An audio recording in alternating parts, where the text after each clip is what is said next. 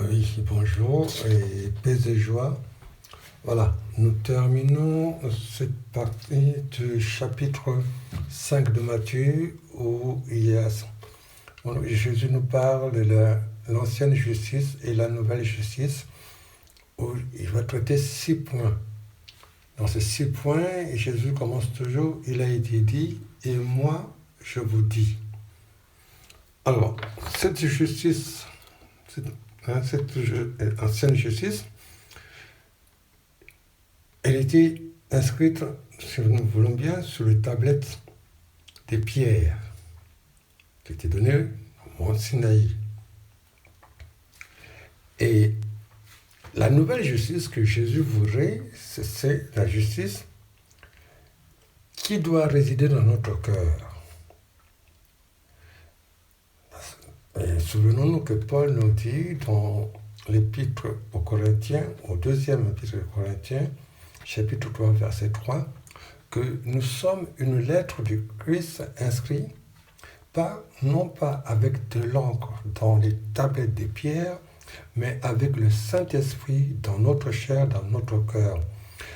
C'est que Jésus voudrait que cette justice, la nouvelle justice, soit inscrite dans notre cœur. Et qui va venir visiter notre cœur? Il veut nous donner son cœur par le Saint-Esprit. Le Saint-Esprit qui connaît les desseins de Dieu. Il voudrait que nous soyons saints comme notre Père. Que nous soyons miséricordieux comme notre Père. Et le Père, il pardonne. Et nous avons du mal à pardonner. Nous jugeons les autres. Et pourtant, dans les credos, il est dit que c'est Jésus-Christ qui viendra juger les vivants et les morts. Je peux vous donner au moins 2 exemples dans la Bible. Si nous prenons le cas de Zachée, Luc 19, verset 1 à 10. Voyez-vous, regardez les hommes qui étaient là, comment ils regardaient Jésus. Il dit, mais il est parti manger chez un pécheur. Mais Jésus dit, mais le Fils de l'homme est venu chercher celui qui était perdu. Nous pourrions nous voir aussi dans le chapitre 8 de Jean, verset 1 à 11, sur la femme adultère. Parce que l'esprit de la loi, c'était quoi? Cette femme était surprise en flagrant délit d'adultère. Qu'est-ce qu'il fallait faire? Il fallait la tuer. Lui lancer des pierres. Nous lançons beaucoup de pierres qui font mal.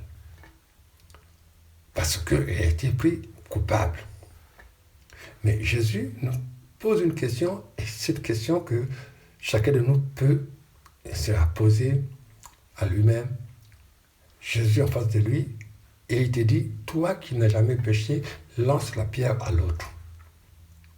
Qui d'entre nous pourrait jeter la pierre? Mais orgueilleux comme ils étaient, ils sont partis. Ils n'ont pas reconnu qu'eux aussi étaient pécheurs, qu'eux aussi avaient besoin de la miséricorde de Dieu.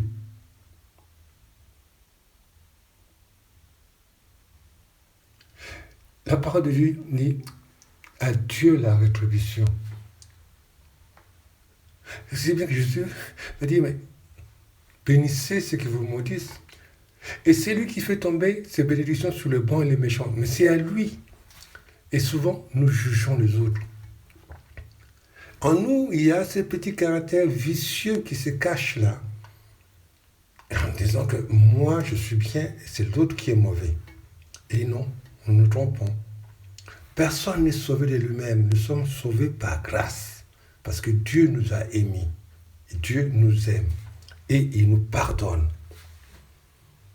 D'ailleurs, dans notre Père, si vous ne pardonnez pas, comment voulez-vous que le Père nous pardonne? Dans la parole de Dieu, dans 1 Jean, chapitre 3, verset 15, il dit, celui qui n'aime pas son frère est un meurtrier. Et oui. Et si je dis, je prie Dieu, alors que je n'aime pas mon frère, mais Dieu ne peut pas rentrer dans ma prière parce que je suis un meurtrier. Dieu ne pactise pas avec le mal. Voyez-vous, dans le chapitre 5, verset 23, je crois, il dit, lorsque tu te souviens que ton frère a quelque chose contre toi, hein, c'est ton frère qui a quelque chose contre toi, laisse-la ton offrande. Elle va te réconcilier. Parce que si tu y vas, ton offrande ne sert à rien. Parce que tu n'es pas dans la pureté du cœur. Dieu n'agrée pas ton offrande puisque tu n'es pas en communion avec l'homme. Celui qui n'aime pas son frère est un meurtrier. Dieu n'aime pas les meurtriers. Celui qui n'aime pas l'homme qui est créé à l'image de Dieu est un menteur. Dans le commandement, il dit que tu ne mentiras pas. D'ailleurs, nous avons vu que Jésus a dit qu'on n'enlèvera pas seul iota dans les 10 commandements. Il n'est pas venu pour l'abolir. Alors,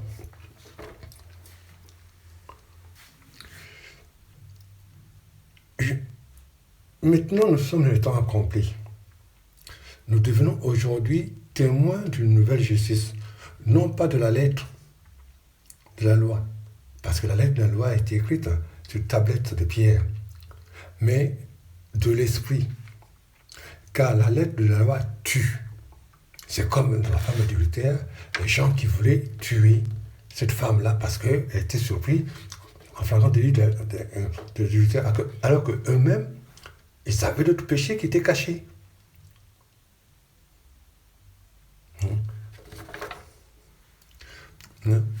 Mais l'esprit donne la vie. On peut le lire dans 2 Corinthiens 3, chapitre 6. Car le Seigneur, c'est l'esprit. Où est l'esprit du Seigneur est la liberté. La miséricorde de Dieu, le pardon donne la vie. Mais tu vois, Jésus, qui dit à la femme pécheresse, pendant qu'on lui pose la question, on dit qu'il écrivait par terre. Et il avait la tête baissée. Et puis je pose la question à l'assemblée, que celui qui n'a jamais péché, lui lance la première pierre. Ils se sont tous retirés. D'ailleurs, on dit que les plus sages, ceux qui connaissaient bien la parole de Dieu, ce sont les premiers qui se sont retirés. Et quand ils sont partis, Jésus lève la tête pour regarder la femme. C'est-à-dire qu'il la relève. Il dit, personne ne t'a condamné, moi non plus. Mais il dit, va et ne pêche plus.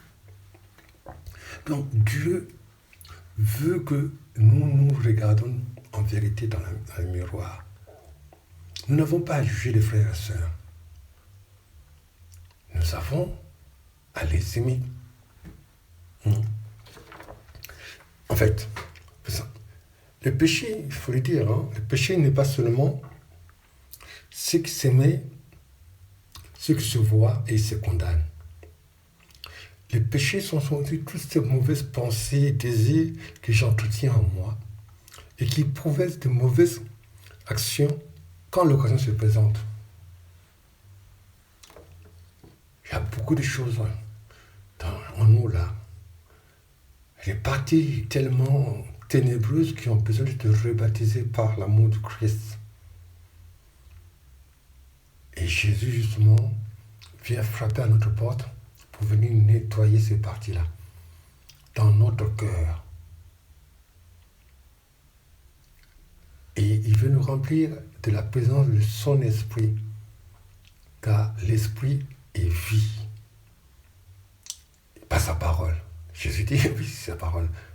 Jean 6, verset 63. Ma parole est vie et esprit. Jésus veut nous sortir de nos tombeaux où nous sommes enfermés, où nous sommes dans la mort. Il veut nous redonner sa vie divine pour que nous soyons des enfants de Dieu, pour que nous soyons ses témoins. Il veut que nous vivons une nouvelle justice, la justice du cœur de Dieu, qui est d'abord miséricorde, qui est pardon. Relisons quand même dans la fin du chapitre 18 de Matthieu, l'histoire du mauvais débuteur à qui Dieu avait tout remis et qui, lui, en sortant, il a failli étrangler son ami qui lui devait quelques piécettes. Et souvent, nous agissons comme ça.